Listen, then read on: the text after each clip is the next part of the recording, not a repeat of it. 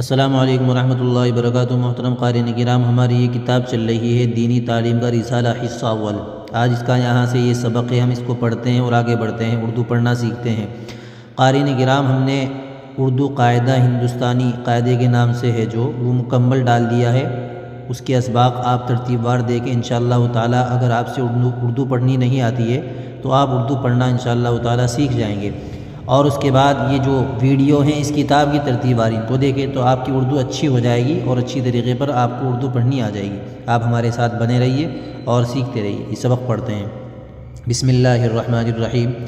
نظم: آدمی تو ہے تو کر اچھے عمل۔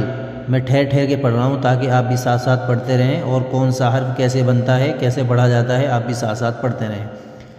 آدمی تو ہے تو کر اچھے عمل، آدمی تو ہے تو سیدھی راہ چل، ہے یہی قانون قدرت کا اٹل، تیرے کاموں کے ملیں گے تجھ کو پھل، آج جو کچھ بوئے گا کاٹے گا کل، ہے برائی زہر کالے ناگ کا، ہے برائی ایک تودا آگ کا، جو گرے گا اس میں وہ جائے گا جل، تیرے کاموں کے ملیں گے تجھ کو پھل۔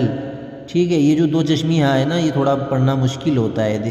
جیسے یہاں پر یہ پھل، تو اس طرح کی آواز جو آتی نا، جو آواز بی ایچ مل کے جو بنتی ہے نا آواز، تو اس میں یہ اردو میں دو چشمیہ استعمال ہوتا ہے۔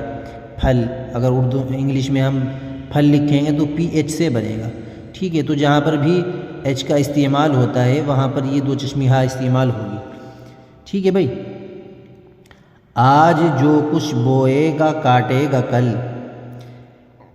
نیکیوں سے ہے شرافت کی بہار، ہے شریفوں کا ہمیشہ اعتبار، رکھ جہاں میں نیک کاموں پر عمل، تیرے کاموں کے ملیں گے تجھ کو پھل، آج جو کچھ بوئے گا کاٹے گا کل۔ یہ دیکھیں، نیچے بھی پڑھ لیتے ہیں۔ نیچے لکھے ہوئے الفاظ کے معنی بتاؤ۔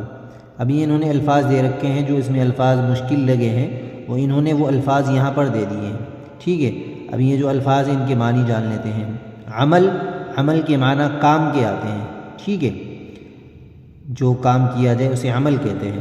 قانون قدرت کا قانون، اللہ کا ضابطہ۔ ٹھیک ہے، قدرت سے مراد اللہ ہے، اللہ کا ضابطہ، اللہ کا قانون۔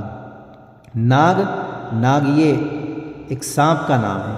ٹھیک ہے نا، ہے برائی زہر کالے ناگ کا، کالا ناگ جو سانپ ہوتا ہے نا اسے کہتے ہیں ناگ۔ تودے کے معنی انبار، ڈھیر۔ ٹھیک ہے، انبار ڈھیر کے معنی میں آتا ہے تودا، بہت ساری چیز جو ہوتی ہے اسے تودا بولتے ہیں۔ شرافت کے معنی آتے ہیں عزت، احترام، بزرگی، اس معنی میں آتا ہے شرافت۔ ٹھیک ہے، بہار کے معنی بھی خزاں کے آتے ہیں۔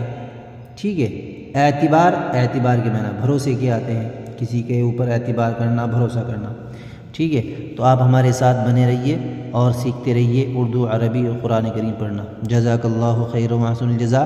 برائے کرم ہمارے چینل کو سبسکرائب کر دیں، ویڈیو کو لائک کریں اور ہمارے چینل کے ذریعے سے سیکھتے رہیں اور آگے بڑھتے رہیں۔ السلام علیکم ورحمۃ اللہ وبرکاتہ۔